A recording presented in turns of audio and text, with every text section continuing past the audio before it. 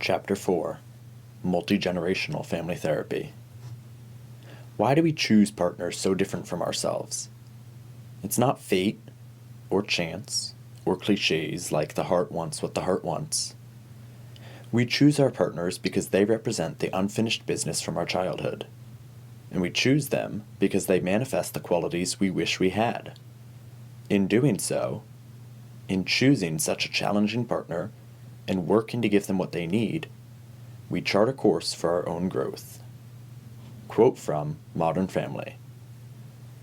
Inspiration for this chapter includes Love Warrior by Glennon Doyle Melton, Family Therapy and Clinical Practice by Murray Bowen, and the TV shows Modern Family and This Is Us. Assumptions of the model. 1. The past is currently influencing the present. 2. Change can happen. Individuals can move along in the process of differentiation. 3. Differentiation is the ability to maintain self in the face of high anxiety, meaning remaining autonomous in a highly emotional situation. This includes changing an experience of self in the family system and changing in relationship between thinking and emotional systems. Assumption 4. Anxiety inhibits change and needs to be reduced to facilitate change. 5. High intimacy and high autonomy are ideal. 6. Symptoms are indicators of stress, anxiety, and lower differentiation. And 7. Anyone can become symptomatic with enough stress. More differentiated people will be able to withstand more stress and, when they do become symptomatic, recover more quickly. Making sense of multigenerational family therapy. The therapist. The Bowenian therapist collaborates with the family to create a genogram, which is essentially a complex version of a family tree. They would usually map 3 to 4 generations on each side of the family, so the family could see how certain patterns have played out across the generations. The genogram doesn't simply indicate who's related to whom, it also shows the relationship that people have to each other, be it over-involved, strained, or anywhere in between. The icons used to indicate each family member can inform on their age, gender, including whether they're transgender, and if they have addictions or other commonly seen struggles. The therapist asks family members questions that help them to make the genogram, and they point out any patterns they notice to the family so that they can discuss these patterns together. Highlighting the fact that a given problem has been present in multiple generations takes the pressure off of one person for experiencing it. They're seeing, for perhaps the first time, that they're repeating patterns. By providing the right atmosphere, the therapist can get the family talking about their history so that they can help the family make sense of it. Jake's note. This is not the first model to address the rules by which a family operates, but it focuses on them a bit more than others because it is in one's family of origin that a person comes to believe they know the world. What we learn at home is simply one way of functioning, and every other person, even those within our own family, will have learned something different because we each have a different role to play. Murray Bowen, the founder of multigenerational family therapy, believed that birth order usually played a big role in which a sibling took on, though there were always exceptions to the rule. As I read Glennon's story in Love Warrior, I found myself considering the rules in my family and how I felt about them, and I related way more closely to her story than I expected, especially considering I am neither bulimic nor an alcoholic. However, like her, I recall feeling different from a young age and wondering why everyone else seemed either unwilling to question the unspoken rules or altogether unaware of them. My experience of carrying the family burden looked different from hers, and yet, as I watched her make sense of her experience, I began to feel equally capable of making sense of mine.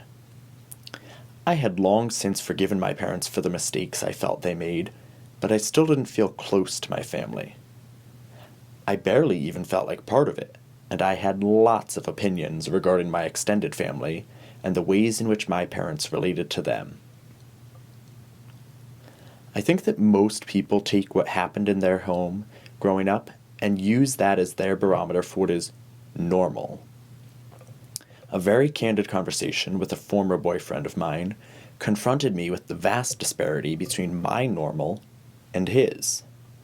That morning, for the first time, I really saw how much my patterns of behavior, expectations, and fears were informed by the training I got at home from the first 18 years or so of my life. My boyfriend had his own family history that differed significantly from my own, but informed his patterns of behavior, expectations, and fears. I started to understand then how much I was indeed a product of my family, even when it hurt. At one point in her memoir, Glennon recounts telling her children, "We belong to each other," a refrain she echoes again and again on social media, because we need to hear it. I needed to hear it.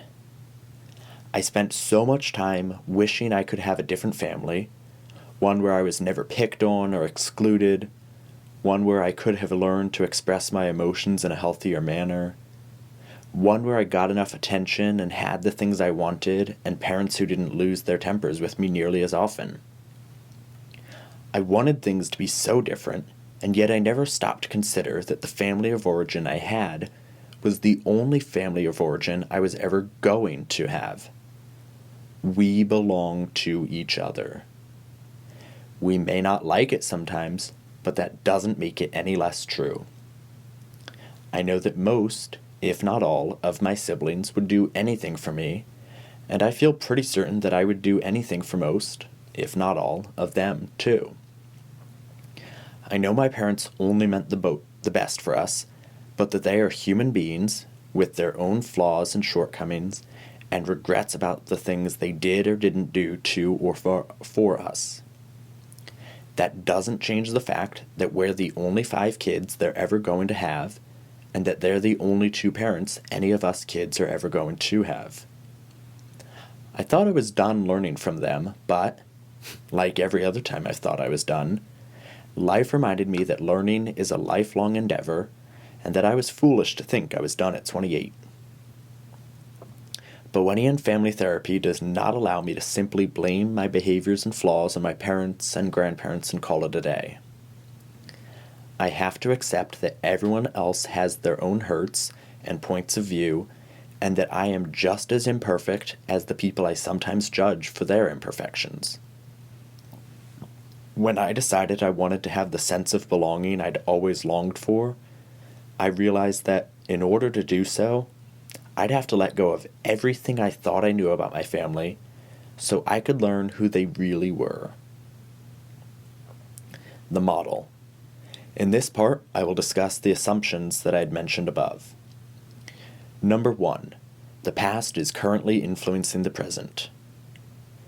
Freudian psychology is predicated on the notion that our unresolved childhood issues influence our behavior, acting as unconscious impulses that drive us. Bowen felt instead that the patterns of the past are being repeated in the present. What we learn in our family of origin, we tend to replicate in our family of creation. Most people live at home until they are 18 and then move out to get their adult lives started, but even outside of the home, they take with them the training that they got from their family. Even if someone is adopted or was raised in an orphanage or got bounced around the foster care system, the first 18 years of life are essentially the foundation upon which all their notions of what it means to be a family are built. The joining of 2 people in a relationship is like a clashing of cultures, as each person brings with them the rules they learned in their respective families of origin, and, unsurprisingly, the rules don't always work together. If all we know is what has been modeled for us, and all our partner knows is what has been modeled for them, then we're bound to repeat our family's patterns blindly until attention is called to them so that we can choose to act differently. Number 2, change can happen. Individuals can move along in the process of differentiation. In order for change to occur, people must first believe that it is possible. Change can happen. In this worldview, it's always possible. Bowen believed that people constantly strive for differentiation, which he defined as the ability to remain autonomous in a highly emotional situation. There is a spectrum, ranging from enmeshed to disengaged, that families fall on, and, like with everything, it is balance that matters most. The individuals and families that are enmeshed are overly involved with each other and allow each other's problems to become their own. In either arrangement, individuals suffer from a lack of differentiation and act on emotion. As people learn to limit the impact of their emotionality and the emotionality of others, they become better able to act rationally. This is not to say that emotions are bad, but I need hardly tell you how quickly things can get out of hand in a family whose members feed off of others' emotions. Change can start with one person, you, who has decided that they want to experience things differently, and the changes they make ripple into bigger changes throughout the family system. It becomes almost inevitable. If you have a family member who typically comes to you whenever they feel put off about something, and you always take their side and feed into their anger, they're going to notice a difference when you react differently. They are then forced to act differently in turn, and so on as the changes you make affect others, both directly and indirectly. It doesn't happen all at once, but change is change, and it has to start somewhere. Number 3, differentiation is the ability to maintain self in the face of high anxiety. Another concept that is big in this model of therapy has to do with triangulation, a means of diffusing anxiety in a relationship rather than dealing with it. Let's say the person in the above example is your dad, and he vents to you when he gets in a fight with your mom. Any two people in a relationship constitute a dyad, which is only stable when things are going well. When they aren't, a partner may seek out a third person to stabilize the dyad because the anxiety is then diverted away from the dyad. Triangles are some of the strongest structures in architecture, and they're equally strong in relationships as well. With your parents' anxiety diverted in your direction, they can pretend as though they don't have problems, an unrealistic and yet all too common approach. Sometimes, however, triangles are formed unknowingly, such as when a child develops a problem when their parents are fighting a lot. The parents are forced to come together as a team, temporarily putting aside their differences so that they can focus on their child. This is obviously unhealthy, as it means that the child is still carrying the stress of their relationship so that they do not have to feel it for themselves. In either scenario, the dyad gets to feel as though they are stable, and they may not feel inclined to deal with the problem because a third party is dealing with it. The child's sickness stays as long as the parents avoid acknowledging and working through their issues. Number 4, anxiety inhibits change and needs to be reduced to facilitate change. This brings us nicely to our next point. Change cannot take place when anxiety is not being adequately dealt with. No therapist would ever offer the advice, just sweep it under the rug and pretend it isn't there, and you'll be fine. They just wouldn't, and you obviously know that it isn't a healthy or practical approach, and yet it's probably one you've relied on before. I know I have. This approach was a pattern I learned in my family of origin, and my mom learned it from hers. People want to move toward differentiation, but for whatever reason, they get bogged down with anxiety, Bowen's generic term for the stress a family collectively experiences, and change, or at least satisfactory change, does not occur. We are meant to grow, both as individuals and as a family, but we cannot do this by pretending to not have problems.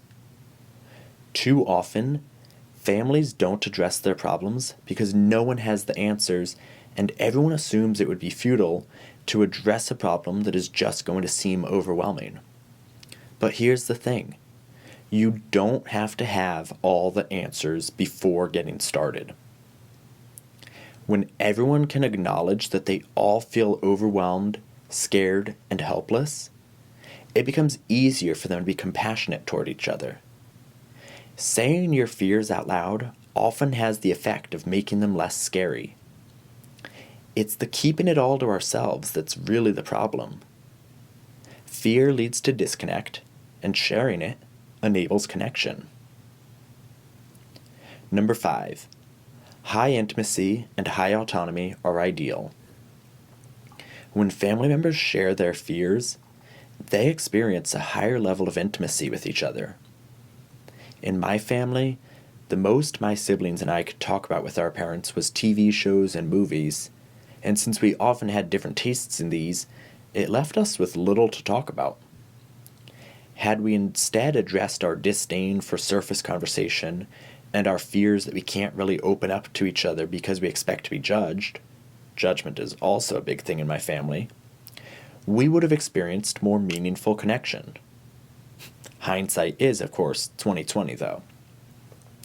Bowen believed that the best arrangement involved family members experiencing high levels of both intimacy and autonomy. In my family, we're all incredibly autonomous. I would describe my siblings as as stubbornly independent, at least while we were growing up and into early adulthood. Growing up, I felt that my dad didn't know how to step out of his identity as a Navy officer at home, and we were often treated more like his command than his kids.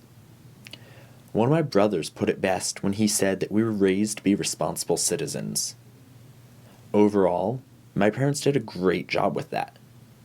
It just seems it was at the expense of emotional intimacy. Now, my family is not nearly as disengaged as it was, and emotional cutoffs have taken place on both sides of my family, but we're still not yet where we could be.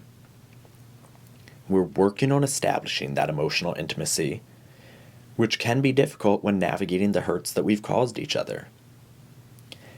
Having divorced her husband, marrying a woman, and co-parenting her kids with both her wife and ex-husband, Glennon reminds her family and her readers that we can do hard things. Like enmeshed families, whose members need to learn how to put up or renegotiate boundaries, we're all moving toward that middle ground where we can share in emotional experiences with our family members without being overwhelmed by them and losing ourselves in the fray. Number 5. High intimacy and high autonomy are ideal. When family members share their fears, they experience a higher level of intimacy with each other. In my family, the most my siblings and I could talk about with our parents was TV shows and movies, and since we often had different tastes in these, it left us with little to talk about. Had we instead addressed our disdain for surface conversation and our fears that we can't really open up to each other because we expect to be judged, judgment is also a big thing in my family, we would have experienced more meaningful connection. Hindsight is, of course, 20/20. Bowen believed that the best arrangement involved family members experiencing high levels of both intimacy and autonomy. In my family, we are all incredibly autonomous. I would describe my siblings and I as stubbornly independent, at least while we were growing up and into early adulthood. I felt that my dad didn't know how to step out of his identity as a Navy officer at home, and we were often treated more like his command than his kids. One of my brothers put it best when he said that we were raised to be responsible citizens. Overall, my parents did a great job with that. It just seems it was at the expense of emotional intimacy. My family is not nearly as disengaged as it was, and emotional cutoffs have taken place on both sides of my family, but we're still not yet where we could be. We're working on establishing that emotional intimacy, which can be difficult when navigating the hurts we've caused each other. Having divorced her husband, marrying a woman, and co-parenting her kids with both her wife and ex-husband, Glennon reminds her family and her readers that we can do hard things. Like enmeshed families, whose members need to learn how to put up or renegotiate boundaries, we're all moving toward that middle ground where we can share in emotional experiences with our family members without being overwhelmed by them and losing ourselves in the fray. Number 6. Symptoms are indicators of stress, anxiety, and lower differentiation. Denial and avoidance are commonly used techniques in families because people pretend to believe that if they don't address issues, then they don't have issues. It's not uncommon for people to lament the lives they have and the problems they feel bogged down with. We claim that we'd have better relationships with our family members if not for our family's problems, and the irony seems lost on us that we're overwhelmed with the problems we're pretending not to have because acknowledging them might overwhelm us. Bowen's model of family therapy also holds that the problems our family experiences are indicative of the stress and low levels of differentiation that we have. You kind of have to take an honest look at your relationships and determine whether you can acknowledge the parts of them that you'd rather change. As they say, you can't solve a problem you don't know you have. Admitting that there are problems that you're all unhappy with helps you to collectively drop the pretense that nothing needs to change, and you can start working together to make the changes you need and want to make. This is, of course, the ideal outcome, but I'm sorry to say that it's probably not going to happen all at once. It takes time for some wounds to heal, but if you continue to believe that you can get there eventually, you can. Number 7. Anyone can become symptomatic with enough stress. More differentiated people will be able to withstand more stress and, when they do become symptomatic, recover more quickly. In her memoir, Love Warrior, Glennon describes the family she grew up in, the family she created, and her experience of bulimia and alcoholism. While she does not make mention of specific problems in her childhood home, multigenerational family theory suggests that people's behaviors are learned attempts to avoid anxiety, so it seems safe to assume that they had some. People commonly ignore issues when they arise, half-heartedly believing it will make them go away. And as families continue striving to move forward while simultaneously refusing to address the problem, it is only a matter of time until someone gets left holding the bag, so to speak. This model of family therapy views mental illness as the individual's response to being unfairly burdened with the family's anxiety after it had been passed around like a hot potato and finally landing in one person's lap. Glennon likens the mentally ill to canaries in the coal mines, representing the first warning that something is not right. The mental illness, in any form, is not necessarily a response to the family itself, but can be compounded by the sometimes unspoken rules and the unhealthy patterns of the family, leading to increased confusion and stress experienced by the individual. With enough stress, anyone can suffer problems that stem directly from their experience with the family.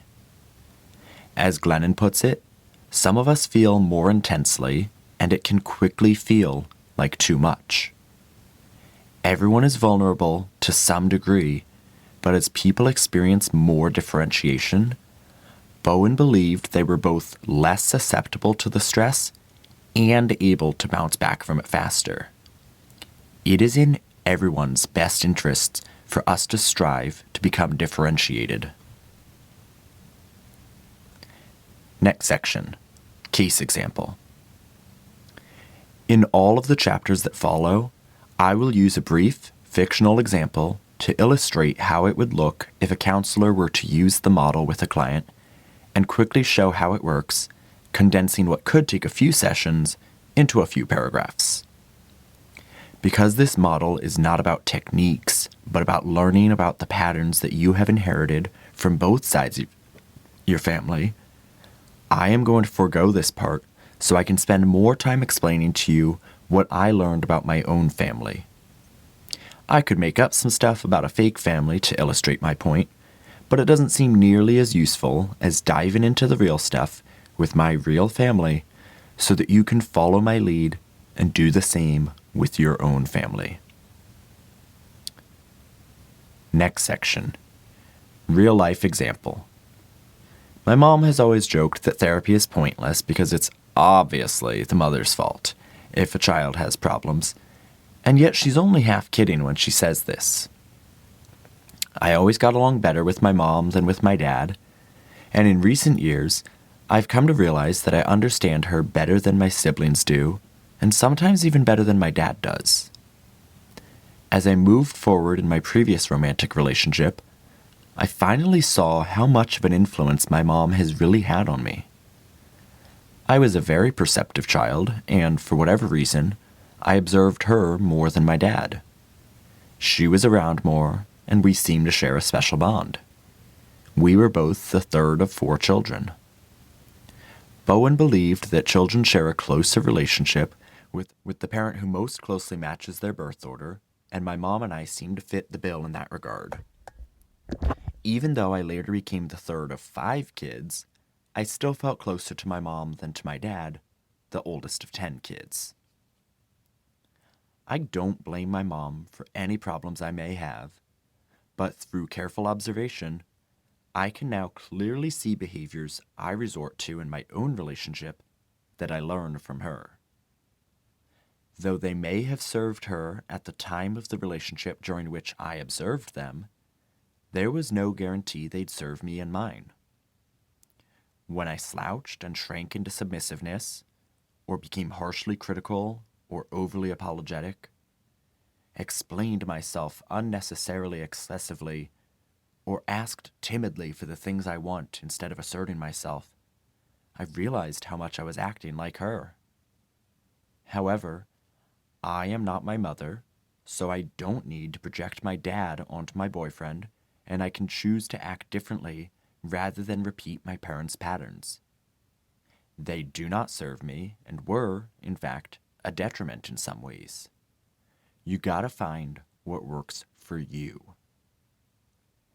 Through their time in couples therapy, my mom has learned about patterns that do not serve her either, and in conversation with me, has shown some awareness as to how she's repeating patterns that she learned from her parents.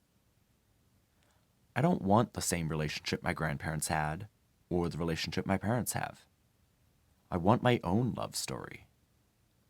I thought before that I had to reject completely the history I carry with me, but see now that I can evaluate it more objectively. I now recognize my instinctive impulses as behaviors that I'd seen modeled across generations and accepted as the right way to do things without question. Taking into consideration whether a behavior serves me, I can keep the parts of my family I do like how we're unapologetically ourselves, how passionate we are about the things we care about, that we have an enjoyably quirky sense of humor, and that we're stubborn, strong-willed, articulate, and ambitious. And I can still want to get rid of the parts that I don't like. I had learned judgment in my family, and avoidance, and to disconnect from strong negative feelings, and sometimes even from the people I associate with those feelings. There's good and bad in my family, pain and beauty, and I was so ready to throw everyone away because of the pain. When I began looking for the beauty, though, I found more and more of it. One of my teachers drilled it into us that you tend to find what you're looking for. In revisiting all the painful memories I'd held on to for so long, I was able to see that there was love there too, and that I'd just missed it because I didn't think to look for it. My objectivity, my effort to become more differentiated, helped me to see myself and my family members differently and finally allow for real connection to take place rather than assuming that none of them could possibly want to have anything to do with me. One of my uncles had recently told me, "I'm so happy that you're here." I had been apologizing about something unnecessarily, and he just smiled and said what I had never realized I'd always wanted to hear. I felt so connected in that moment, and I want you to know that I am happy to have you here too. It seems to give my pain purpose that I can overanalyze it, as I'm prone to do, and write about it in order to make sense of it and help you to do the same. I never thought that it was possible I'd get to this point, and yet I did, so I know there's hope for you too. Things are never as black and white as we may want them to be, and families are certainly no exception. I didn't think I could love my family the way they were, but I had failed to consider that I was just reacting to my perception of who they were. Can you learn to let go of your idea of who your family is? Can you learn to see them as people who are simply scared of losing love from the people they love the most? Can you see how they're acting out behaviors they'd been indirectly taught because they don't yet know better ways to give and receive love? I know you can. No matter how hard it may be, change is always possible for the willing. First pattern, addiction and death. This is a big one in my family. It's big in any family. 3 of my dad's brothers struggled with addiction, 2 whose drug of choice was alcohol, and another who drank and did some hard drugs. One is dead now, as a direct result of his addiction, and we've basically lost contact with my uncle's ex-wife and their kids. It's my understanding that there was a lot of blame surrounding this issue because a therapist they'd worked with for a long time suggested that, if she felt she had truly tried everything else, my aunt may need to divorce my uncle to show how strongly she felt that his behavior needed to change. And so she did, but his drinking just got worse, perhaps because he believed himself to be unlovable and his behavior unforgivable. I can see how someone can get desperate enough to try anything when they're tired of seeing the person they love most repeatedly hurting themselves. Others in my family may see her decision as malicious, or maybe they used to, but don't know how to reach out and tell her that their feelings have changed. Maybe it won't make a difference at this point. All I know is that death brings the opportunity for families to get closer, or it can tear them apart. Unfortunately, my aunt and cousins lost half of their family because of a behavior that my uncle probably learned from older relatives who also used alcohol to numb their pain. When my maternal grandfather died a few years ago, some things that may not have normally been a big deal quickly spiraled out of control between my mom and her siblings. It's quite possible that minor resentments were harbored by the siblings leading up to his death, and that the intense emotionality that it brought out in them was expressed as jealousy and bitterness rather than compassion and understanding. Perhaps some or all of them regret their behavior. 3 years later, The grievances that were aired are still present to some degree, driving a wedge into some of the already strained relationships. Avoidance is another big thing that I learned from my mom's side of the family, and though we'll get to it in a bit, it was definitely at play here. Occasionally, my mom will report that she had a good conversation with one of her siblings and that apologies and forgiveness were shared regarding things that were or weren't said at the time of their father's death. Pain can take a long time for families to work through. My sister is, in my opinion, overly cautious, but she's also very disciplined. She suspects she may be prone to developing an addiction, so she exercises impressive self-control in not allowing herself to become too comfortable with alcohol or using it to relieve or escape stress. One of my brothers also decided to examine his relationship with alcohol and felt that he had been drinking for the wrong reasons, and so gave it up for a while, if only to prove to himself that he could. I'm glad that they made these choices, though it made me wonder whether my uncles ever felt that the choice was available to them, or if they believed that they were beyond help. I wonder if they knew, consciously, that addiction ran in their family. I don't know for sure that either of my siblings would have developed a serious addiction or that it would lead to their death. I can't know whether one of their deaths would tear my family apart like death had to some degree in both my parents' families. I feel grateful that my siblings were able to recognize what seemed to be a harmful pattern in our family and refuse to continue it so that we can minimize the likelihood that blame and death will wreck us. Next is judgment. It has been alleged that we're all judgmental to some degree. I can believe that. Our brains are thinking machines that constantly assess everything and everyone around us. Add to that the social culture we live in today, and you'll understand why you experience judgmental thoughts from time to time. It doesn't make you a bad person to have these thoughts, but it's not the best idea to give these thoughts more attention than they deserve. Remember what my teacher said before. You find what you look for. I was very good at finding flaws and picking people apart to make sense of them in my mind, and I realize now that there's a fair amount of arrogance accompanying judgment. To believe that you have the right to judge someone else's work or being implies a sense of being greater than the other person in some regard. Yep, I was that asshole.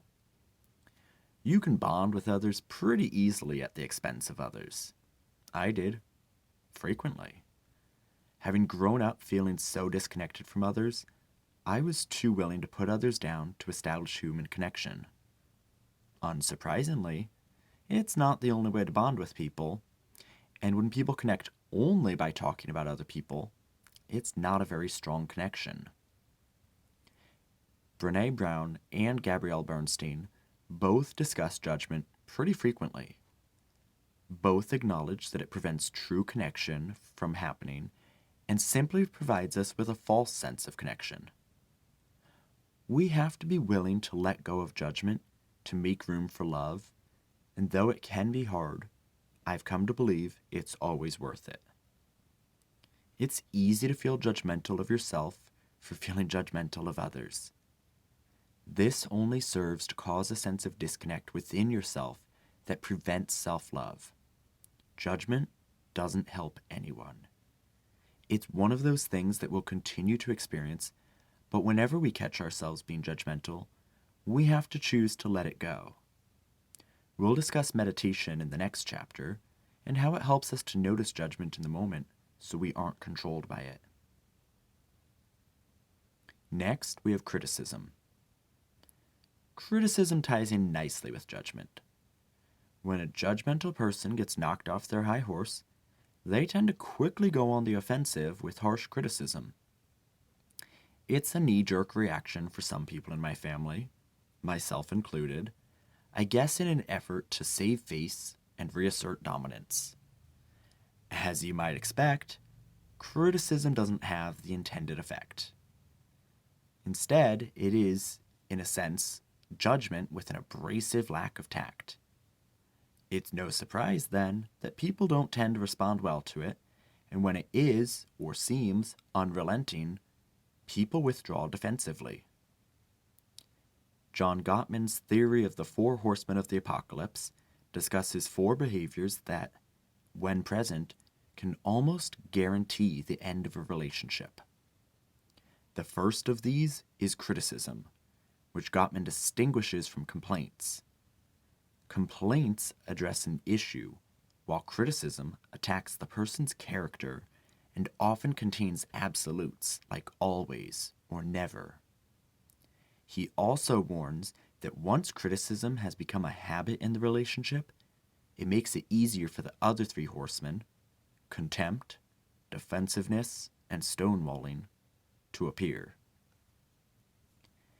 It's hard to say just how much I was actually criticized growing up. In getting some distance and objectivity, I can now tell that a lot of the times when I got constructive criticism, I reacted defensively because I perceived rejection. In reacting similarly to both real and imagined criticism, I felt very rejected and alone growing up. Either way, it had its impact on me and held me back for a long time. Each of my siblings may or may not feel differently about the level of criticism in our house. Our mom wasn't great at tact. Understanding, though, that she didn't have malicious intent, that she was simply repeating patterns that she'd had modeled for her, enabled me to forgive her more easily. She meant well. She wanted us to be disciplined and know that we were loved. She was raised by people who were raised in homes where children were meant to be seen and not heard, and where disobeying your parents was practically unheard of.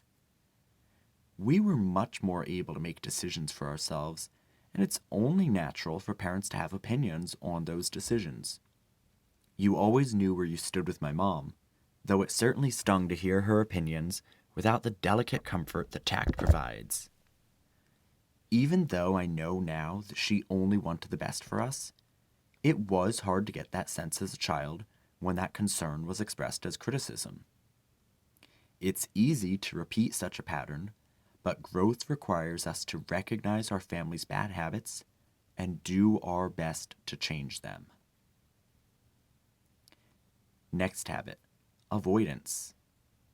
Like many families, mine was one that seemed to avoid conflict at all costs. It's like an offshoot of denial. If you don't acknowledge your problems, you don't have any. People in avoidant families tend to prefer moving past slights and offenses without talking about them. When they're not addressed, apologized for, and forgiven, they become resentments that drive a wedge into the relationship. Ivan Bozomenyi-Nagy, founder of contextual family therapy, had the idea that everyone has a relational ledger in which they balance the things that they and the other person in each dyad has done for the other. When we feel that we've given more than our partner or parent or sibling has, we expect them to settle the balance. If we don't openly acknowledge the things we feel another owes to us, we can unintentionally and subconsciously expect someone else to balance someone else's account, such as when we demand things from our partner that we feel we didn't get from our parents. No one else can settle anyone else's debt, though, and it's unfair to expect someone else to attempt to do so. Being able to openly address conflict and things owed in each relationship in our lives is necessary so we can clear the air and move forward peacefully. My twin sister and I always had a special understanding with each other growing up. For as different as we were, we got along pretty well, though one of us would inevitably hurt or offend the other from time to time. When this happened, we would take our space, and when we reconnected, we never had to apologize to each other or forgive anything. We just knew in these moments that the other was sorry and that all was forgiven. In retrospect, this is probably indicative of a family mired in avoidance. Fortunately, though, this unspoken understanding worked well for us, but since I've never had such an effortless connection with anyone else, I've come to understand that being able to address issues openly is essential for positive relationships. The last pattern is cutoffs. Cutoffs are another pattern Bowen recognized in families that I recognized in mine. This one seems to stem naturally from avoidance as well. If we can't address our problems, then you're not going to be in my life. It's highly unlikely that a therapist would ever give the advice, just stop talking to that family member and hope for the best. Not right away, at least. Believing that change is always possible means believing that the family member or members in question can eventually grow enough to have the hard conversations. A lot of people who seem unwilling are really just scared. They may reject others for fear of being rejected, so sometimes you have to be patient with them. This also means not judging them for being scared. Many times throughout this book, I will remind you that growth often requires you to be the bigger person. I'm not denying how frustrating it can be. Trust me, I know. But that doesn't make it any less necessary. I have seen cutoffs happen in my immediate family and both parents' families of origin. In fact, it's because they happened in both of my parents' families that it was repeated in their family of creation. We repeat the patterns modeled for us. Operating from this model, you have to believe that everyone in your family can do better and that most want to. People are often willing to have the difficult discussions, but they feel like they don't know how. Some of the other models we explore in this book will provide a sort of framework for having these difficult discussions. When someone cuts another family member off, they're hurt in some way. Maybe angry, maybe saddened, and maybe betrayed. Emotionally focused therapy will help them discuss the injury and repair the relationship. When someone cuts themselves off from part or all of their family, they typically feel alone or different or burned out.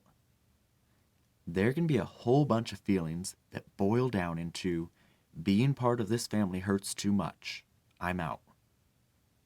Judgment and criticism can obviously lead to such feelings. Putting it all together, we've now explored the ways in which addiction, judgment, criticism, avoidance, and cutoffs are patterns that have been repeated through my family for many generations. Knowing what habits I have that I got from my mom, many of which she may have gotten from her mom, helps me to feel more connected to my family and more compassionate toward them. If I'm carrying their pain, then to some extent, I know how they feel. I can understand why people might engage in certain behaviors when they feel a certain way. I can forgive myself for having habits I'd rather not have when I recognize that I'm repeating the patterns of people who simply didn't know any better. Instead of judging my family for not being the family I wanted them to be, I can see how they're all just people, each with their own flaws, hurts, and fears, and still no less deserving of love. Examples from TV and movies.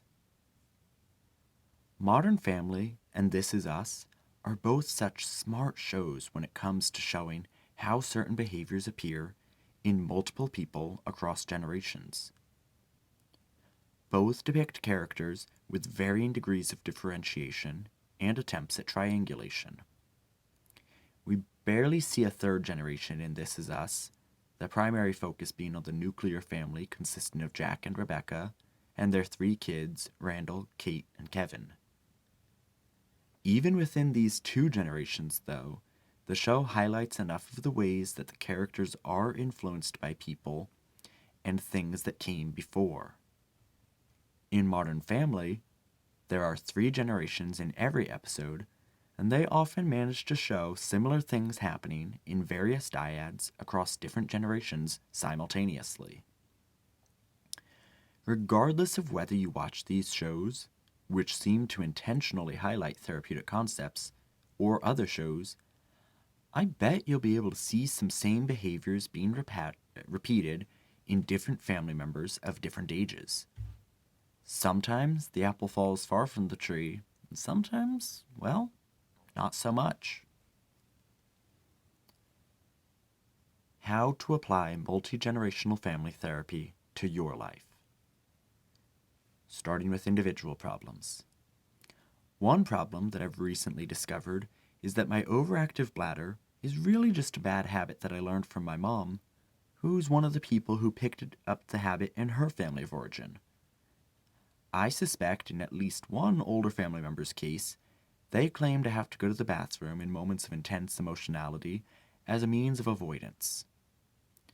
Because avoidance has continued throughout my family, others have also learned this trick to avoid strong emotions, even if they don't know they're doing it.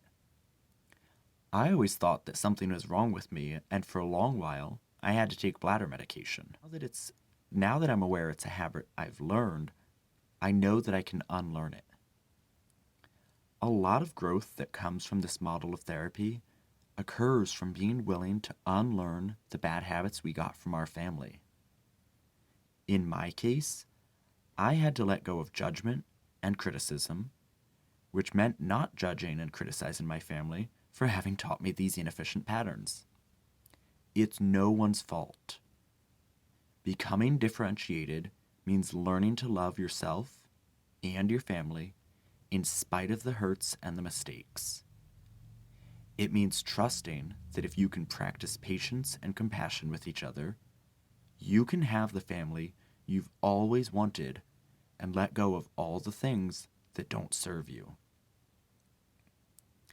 And with relationship problems, the more you get to know your partner's family, the better you can understand the context that created them. People are products of their environment, though they can certainly become something else if they so desire. The patience and compassion you extend toward your own family will need to be applied to your partner's family. It would help if they're also willing to read this chapter and really get to know their family. Going through old photo albums can be really useful here. If a picture is worth 1,000 words, they can be the gateway to stories that increase your understanding of how each other's family operates. You can use these photos to get a sense of who people were and consider this with who they are, or appear to be, now. Together, you start to see each other's culture and recognize the ways they clash in your relationship. You get to negotiate how you want to handle things differently than how either of you were raised, and decide what behaviors will be repeated in your family of creation and what won't. Mark Willin writes that insight is often gained when we are willing to tolerate what's uncomfortable in the quest to understand ourselves. And sometimes we need to sit with what's uncomfortable in our families so we can get insight on what we might like to do differently. Remember, we can do hard things.